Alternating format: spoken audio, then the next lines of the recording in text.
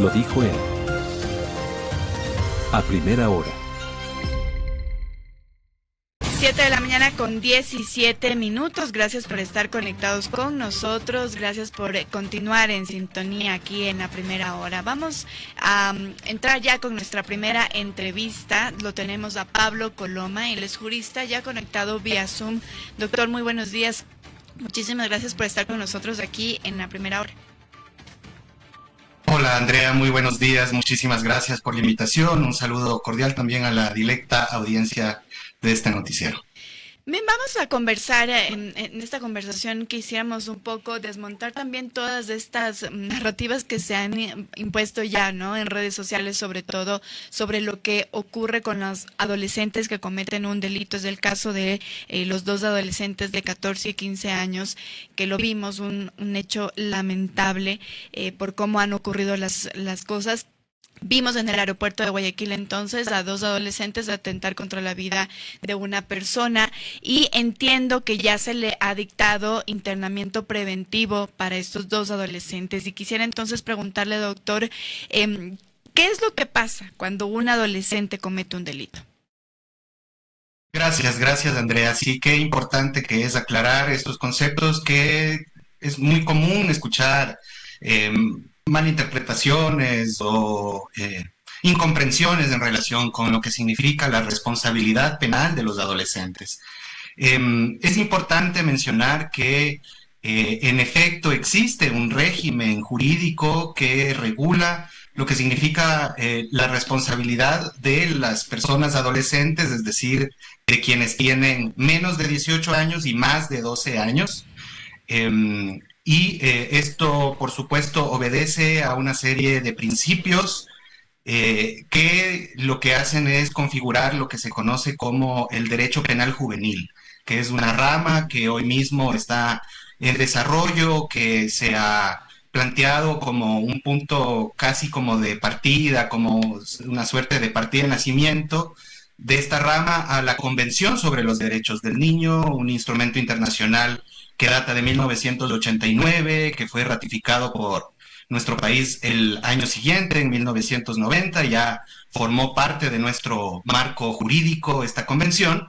Entonces es justamente a partir de este instrumento internacional que se plantea un modelo de responsabilidad penal de los adolescentes distinto a lo que se concebía varios años atrás, prácticamente casi la gran mayoría del siglo anterior, ¿no es cierto? Regía otro modelo, regían otro tipo de normativas. En ese entonces, de hecho, se hablaba de lo que se conocía el derecho de menores. En ese entonces, de hecho, apareció en el marco jurídico este término, este concepto del menor, los menores que eran fundamentalmente los niños que estaban en la calle, que estaban abandonados, que estaban en alguna situación de peligro, o los que cometían infracciones penales. Todos ellos entraban en esta categoría de menores.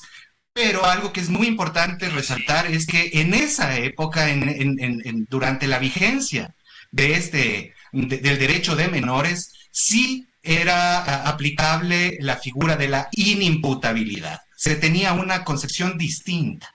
Sí, de hecho también había como una base científica detrás de este tipo de determinaciones jurídicas. Pero como digo, hay un cambio que incluso se dice es un cambio paradigmático, es un cambio de paradigma jurídico totalmente con la Convención sobre Derechos del Niño. A partir de entonces de este instrumento sí se establece un régimen especial penal para adolescentes, reconociendo incluso que pueden ser declarados culpables de un delito. Cuando nosotros decimos que pueden ser declarados culpables de un delito, estamos inmediatamente descartando este concepto de la inimputabilidad. Nadie inimputable puede ser declarado responsable de un delito. Y eso es precisamente lo que hay que aclarar. Entonces, lamentablemente también esto hay que decirlo, el CONA tiene un error conceptual en su artículo 305, porque en efecto el CONA CONA sí dice que los adolescentes son inimputables, pero es un error que fundamentalmente se corrige considerando que lo que hace este artículo es enfatizar el hecho de que los adolescentes tienen un sistema de justicia distinto, o mejor dicho, diferenciado del de adultos. A eso se refiere el artículo del CONA. No quiere decir que son inimputables de manera que haya impunidad. No puede, no debe entenderse de esa manera. Entonces, independientemente del error que podemos encontrar en el CONA, también hay un par de sentencias de la Corte Constitucional. Bueno, en realidad hay una decena de sentencias de la Corte Constitucional en esta materia, pero hay unas en particular donde se aclara y se establece precisamente este régimen en el que, en efecto, los adolescentes, es decir, personas mayores de 12 y menores de 18 años, pueden ser declarados responsables de sus conductas cuando estas son contrarias a la ley penal. Ok, entonces, ¿qué sanciones tiene un adolescente cuando comete un delito? Eso lo determina la propia Constitución. En el artículo 77, numeral 13, el artículo 77 en general se refiere al debido proceso, principalmente en materia penal, cuando hay privación de libertad, etcétera. Y entonces, en ese artículo, en el numeral 13, se establece que frente a una conducta ilícita de un adolescente o que ha infringido la ley penal, recibe medidas socioeducativas. Ese es el nombre de la sanción penal que reciben los adolescentes, medida socioeducativa. Ahora, las medidas socioeducativas son varias, hay un espectro amplio de medidas socioeducativas. Por supuesto, cuando hablamos de materia penal de adultos es inmediata la vinculación con la pena de privación de libertad, que digamos es como la más icónica, por así decirlo, en el sistema penal de adultos. En el sistema penal juvenil o de adolescentes, pues más bien el espectro de sanciones es mucho más amplio, hay más opciones, digamos, para los jueces, pero por supuesto una de esas medidas socioeducativas se denomina internamiento institucional, que sería el análogo a la privación de libertad completa de un adulto, en este caso un adolescente a quien se le dicta un internamiento institucional, entonces pasa a estar privado de libertad en alguno de los centros de adolescentes infractores. En el país actualmente existen 10 centros de adolescentes infractores en 8 ciudades, son 8 centros para varones y 2 para mujeres. Ok, y ahora, ¿cuánto tiempo podría durar ese internamiento institucional? El tiempo máximo es 8 años. Ese tiempo, de hecho, fue duplicado, es decir, se endureció, en definitiva, las sanciones para adolescentes en el 2014, cuando se dictó el COIP, cuando entró en vigencia el COIP, incluyó reformas al CONA y en aquellas reformas se duplicaron esas sanciones. Es decir, en el 2014 hubo ya una reforma en materia de justicia juvenil con esta intención de endurecer sanciones. Y en esos 8 años, si el menor de edad cumple su mayoría de edad, es decir, pasa los 18 años, podría ser trasladado. No, porque está cumpliendo 2 sanciones distintas. Es lo que yo mencionaba. En los centros de privación de libertad de adultos se cumple la pena, que es, digamos, la consecuencia por la declaratoria de culpabilidad penal, ¿no es cierto?, de un adulto, cumple una pena en un centro de privación de libertad, un CRS, etcétera, un CPL, ahora tienen varias denominaciones, pero lo que está cumpliendo un adolescente es una medida socioeducativa. Ahora, hay que ver que la medida socioeducativa no se limita, no se reduce a la mera privación de libertad, a la mera imposibilidad del adolescente de salir. Básicamente, es todo lo contrario. En realidad, una medida socioeducativa implica un trabajo, una intervención en la vida del adolescente muy profunda.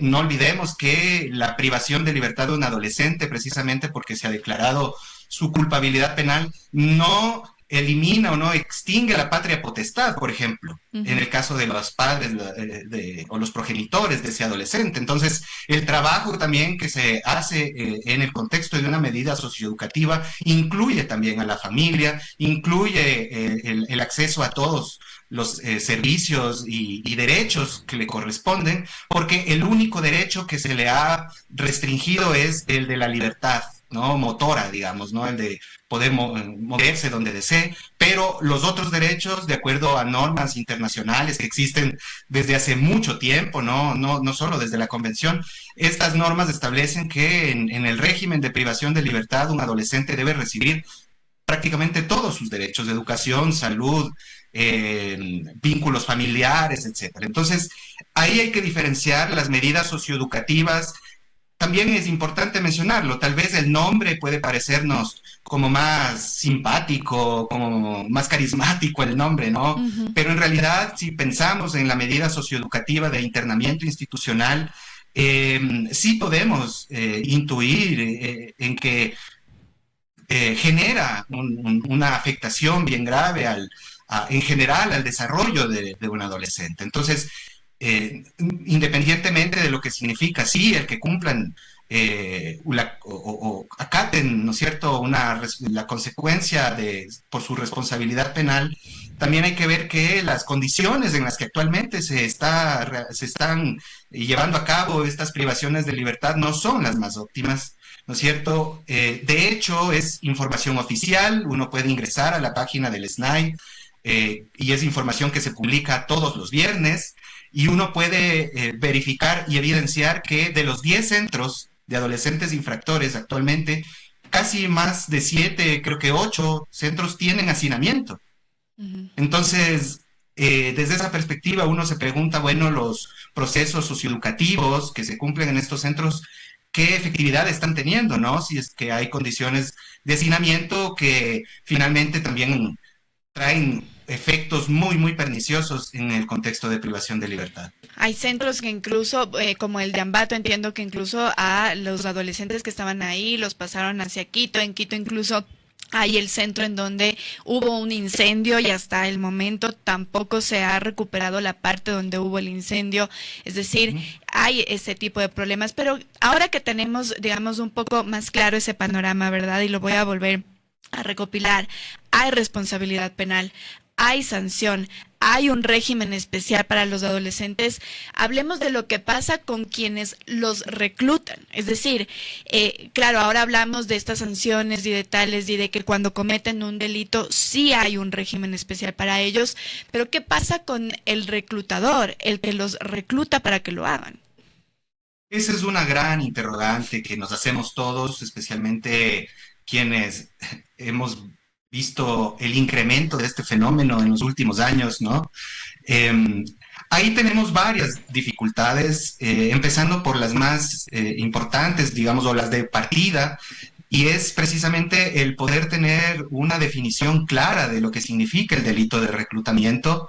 Entiendo que hay varios esfuerzos desde el Estado, desde el gobierno central, por hacer reformas a nivel legislativo. En el 2023, por ejemplo, se incorporó por primera vez el delito de reclutamiento con fines delictivos como un delito autónomo, porque antes, o bueno, hasta la fecha, ¿no? Pero principalmente se ha intentado realizar investigaciones y encontrar culpables, etcétera, a partir del delito de trata de personas. Porque el delito de trata de personas, de acuerdo al artículo 197 del COIP, tiene varias finalidades, entre ellas precisamente reclutar personas para conflictos armados o para fines delictivos. Pero ese es el delito de trata de personas, que tiene como diferentes acciones o como se llama en derecho penal verbos rectores. En cambio, desde el 2023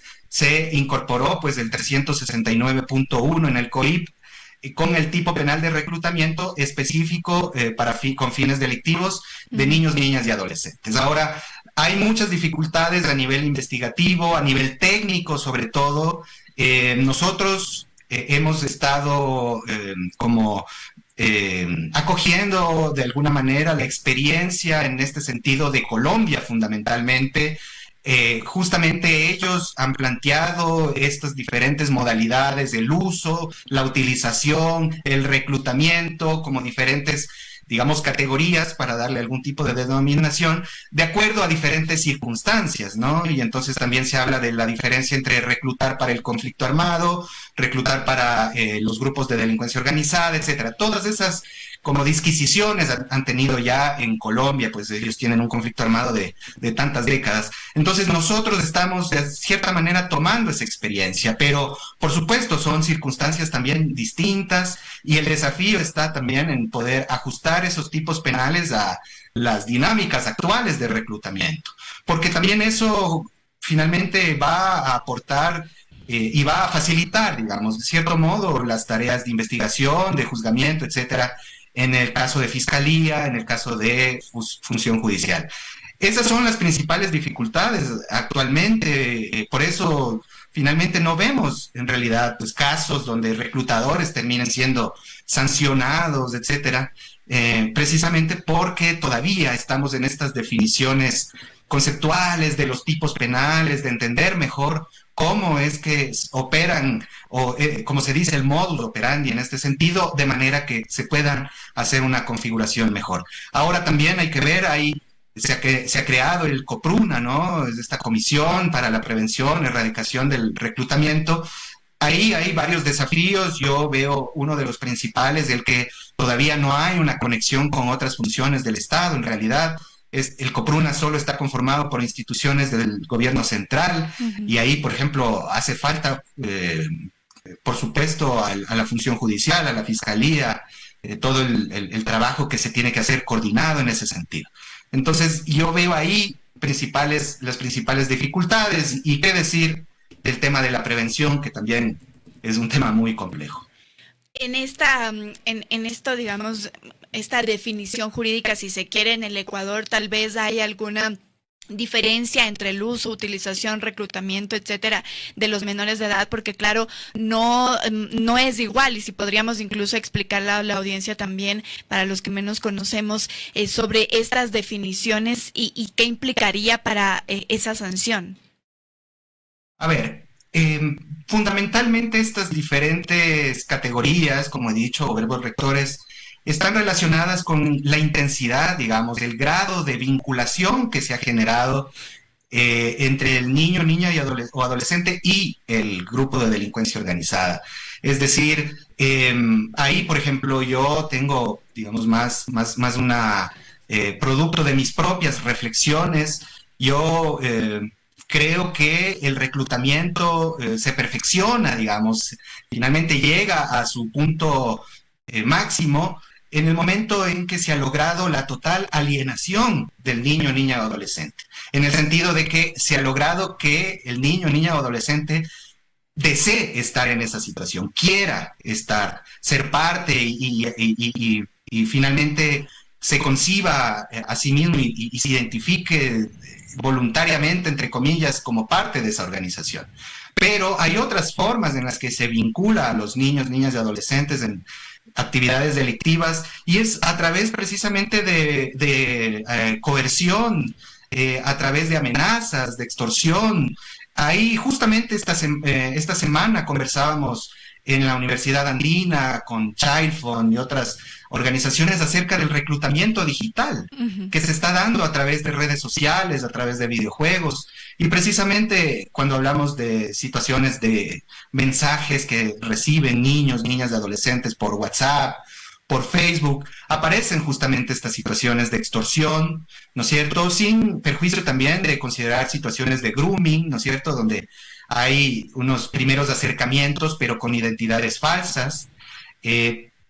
Aunque también, como digo, hay principalmente otro tipo de acercamientos, pero digamos ya con medios o utilizando pues las amenazas. Es muy común que se les contacte a estos niños o adolescentes y se les haga conocer o se les diga que ya están de alguna manera fichados, que ya saben quiénes son sus papás, sus hermanos, etcétera, y entonces se les empieza a extorsionar para que realicen una u otra actividad. Pero como digo, digamos, hay como diferentes niveles de intensidad. Una de las grandes diferencias, por ejemplo, entre el reclutamiento en Ecuador y lo que sucedía o sucede fundamentalmente en Colombia es que en Colombia toda la situación del conflicto armado, el reclutamiento, etcétera, se operaba fundamentalmente en zonas rurales. Y ahí en zonas rurales lo que sucedía es que había un total desarraigo de los niños, de los adolescentes, de sus familias para llevarlos a los campamentos, etcétera. Y la gran diferencia con nuestra situación es todo lo contrario. Los niños reclutados siguen en sus casas, siguen yendo a la escuela, siguen viviendo en sus comunidades, pero por supuesto ya están, digamos, con esa vinculación y tienen diferentes tareas, objetivos que realizar. Caso contrario, y esto también no se puede perder de vista, caso contrario, ellos pueden resultar perjudicados si no cumplen con esas órdenes, como matar a tal persona, llevar un paquete, etcétera. Todo eso lo tienen que hacer porque si no, pues pueden resultar perjudicados e incluso de una manera bastante grave. Y eso incluso se demuestra en cifras. En octubre del 2025 hubo un conversatorio con Child Fund. Ellos decían que en el 2025 había aumentado el 935% de asesinatos en niñas, niños y adolescentes, que podría estar ligado a esto, ¿no? Si no cumples tal tarea, entonces atento contra tu vida. Realmente es doloroso lo que ocurre ahora mismo con la adolescencia, incluso de barrios más vulnerables, de barrios pobres, en donde, claro, el crimen organizado encuentra esa necesidad para reclutar. Y ahora quiero preguntarle, porque por acá nos dicen, si mañana se endurecen estas sanciones, tal vez para los adolescentes, para las penas, ¿cómo explicar que eso no va a reducir el reclutamiento de niñas, niños y adolescentes? Sí, justamente ayer Fabricio tuvo la gentileza de leer al aire un texto que yo escribí hace un par de meses, principalmente haciendo énfasis en que la CID, la Comisión Interamericana de Derechos Humanos, y por supuesto muchos otros organismos hacen énfasis en calificar de un mito, digamos, una mentira, una falacia, esto de que el reclutamiento obedece a este régimen especial que se aplica sobre los adolescentes. En realidad eso, como digo, es un engaño. Existen otros factores. Más bien, por ejemplo, desde el derecho internacional humanitario, ¿no es cierto?, cuando se analiza todo lo que significa el reclutamiento de niños para participar en conflictos armados, los famosos, entre comillas, niños soldado, que de hecho es un término que está en desuso, y yo también pediría que se use menos este término de niño sicario. Entonces, se decía o se dice que los grupos armados prefieren jóvenes, prefieren adolescentes por varias razones, pero no, ninguna de ellas por la cuestión de su régimen penal especial, sino más bien precisamente porque son más impulsivos, hay mayor facilidad de manipulación, porque tienen como más disposición a participar en actividades riesgosas, porque además, digamos, incluso desde el punto de vista neurocientífico del cerebro, pues hay varias características a nivel del desarrollo cerebral, ¿no?, que establecen pues que hay una carencia muy fuerte todavía del sistema que regula los impulsos, y por el contrario, más bien hay una cuestión relacionada con el sistema de recompensas, de dopamina, etcétera, y entonces hay una búsqueda intensa de riesgo, de situaciones riesgosas, etcétera. Eso solamente por mencionar un elemento más relacionado con el aspecto individual de los adolescentes. Ahora no digamos más bien contextos socioeconómicos de vulnerabilidad, de marginación, de empobrecimiento, etcétera, que también son factores que facilitan estos procesos de reclutamiento. Entonces, yo dudo mucho de que los GDO les interese el bienestar, digamos, o la protección de los adolescentes y el tema de que tienen un régimen penal distinto, etcétera. Más bien hay otros elementos, el hecho de que pueden ser sujetos descartables, Ujú. el tener noticias en ciertos momentos de jóvenes que han sido asesinados por los propios grupos a los que supuestamente pertenecían, ya nos da, digamos, un mensaje, nos hace inferir en realidad cuál es ese interés por parte de los GDO y en lo absoluto se puede pensar que ellos los reclutan porque saben que van a salir pronto o porque tienen algún otro régimen. Más bien los factores están en otro lado. Y de ahí entonces podríamos llegar a la determinación de que en realidad las propuestas de incrementar o endurecer el sistema penal juvenil, creyendo que esto va a reducir el reclutamiento, pues en realidad yo creo que no es efectivo. Ujú. Más bien, creo que sigue siendo, de cierto modo, una venta de humo, sigue siendo, siguen siendo como acciones todavía muy básicas, muy simples, frente a un fenómeno tan complejo.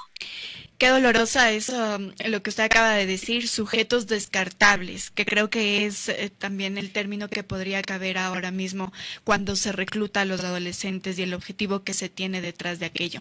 Por aquí, Winnie Flores nos dice, ¿la seguridad de los jóvenes es una pregunta en estos centros de internamiento? ¿Garantizan la vida o es similar a las personas privadas de la libertad? A ver, hay que hacer una distinción muy, muy importante en cuanto a desde un punto de vista de la dimensión de los sistemas, ¿no? Estamos hablando que en el sistema penal de adultos hay más de 30.000 personas privadas de la libertad, pero en el sistema penal adolescente, hoy por hoy, yo no tengo la cifra exacta a esta fecha, habría que revisarlo, justo hoy día publican, pero podría estar bordeando entre los 600 y 700 adolescentes privados de libertad, porque también hay adolescentes que cumplen otro tipo de medidas socioeducativas que no implican privación de libertad. Entonces, en realidad, si bien, y esto lo enfatizo, hay condiciones de hacinamiento, de sobrepoblación, etcétera, no hay los problemas de inseguridad y de violencia, en realidad, que se han contado, que se han podido identificar en las cárceles de adultos, excepto por situaciones muy, muy puntuales y excepcionales en realidad. Son situaciones que no obedecen a algún tipo de patrón en el sistema de justicia juvenil. Hace un par de años, recuerdo creo que fue en el 2023, fue asesinado un adolescente en el CAI de Guayaquil, en el contexto de disputas entre GDOs. Y el año pasado, si mal no recuerdo, en enero, fue asesinado un adolescente a la salida del CAI en Esmeraldas. Justamente había salido de cumplir ya su medida socioeducativa, su mamá fue a retirarle en un taxi y en ese momento llegaron unos sujetos en una moto y asesinaron al adolescente, a su mamá y al taxista. Por acá, doctor, nos dicen personas que siguen creyendo que esto se trata de una elección de los adolescentes, ¿verdad? Pero dice, dígale a su invitado que no cierre los ojos, que uno de los argumentos principales de los GDO para usar menores es los de las penas muy blandas. Si un adolescente supiera que tiene cadena perpetua por matar a alguien, lo va a pensar 2 veces antes de meterse, nos dicen por acá. Esa es una especulación más grande que Júpiter, ¿no? Son especulaciones.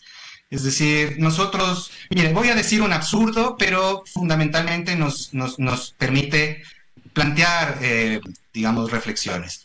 La única manera para saber por qué los GDO reclutan a los jóvenes es preguntándoles a los mismos líderes de los GDO. Por supuesto, eso no va a pasar, por eso digo es un absurdo, ¿no? Pero podemos inferir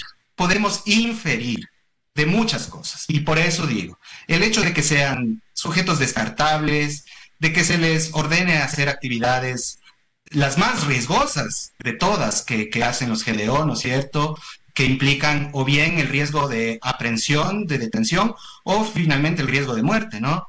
Entre otras circunstancias, ¿no es cierto? Además, parece que nos hemos olvidado de cuando nosotros mismos éramos adolescentes y la diferencia que implican los procesos cognitivos. Esto lo puede explicar mejor un psicólogo experto en psicología del desarrollo, un psiquiatra, un neurocientífico. ¿Cuáles son las diferencias en los procesos cognitivos en la adolescencia? ¿No es cierto? Recordar el cerebro se desarrolla de atrás para adelante. Y entonces lo último que se forma en nuestro cerebro es la corteza prefrontal, que es la que finalmente cobra vital importancia en la toma de decisiones. Pero eso como digo, se termina de formar por ahí a los 23, 24 años. Entonces, sí, son especulaciones que no tienen ningún sustento científico y yo al menos prefiero dar mis opiniones y plantear mis posturas tomando en cuenta ese tipo de información. Muchísimas gracias, doctor, por esta conversación aquí en La Primera Hora. A usted, Andrea, muchísimas gracias. Bien, conversábamos con Pablo Coloma, él es jurista, hablábamos sobre los niños que cometen sicariatos, estos delitos y el drama social también que hay detrás de esta crisis de seguridad y del reclutamiento de adolescentes, de niñas, niños y adolescentes. Primera plana. Todas las noticias, todas las voces.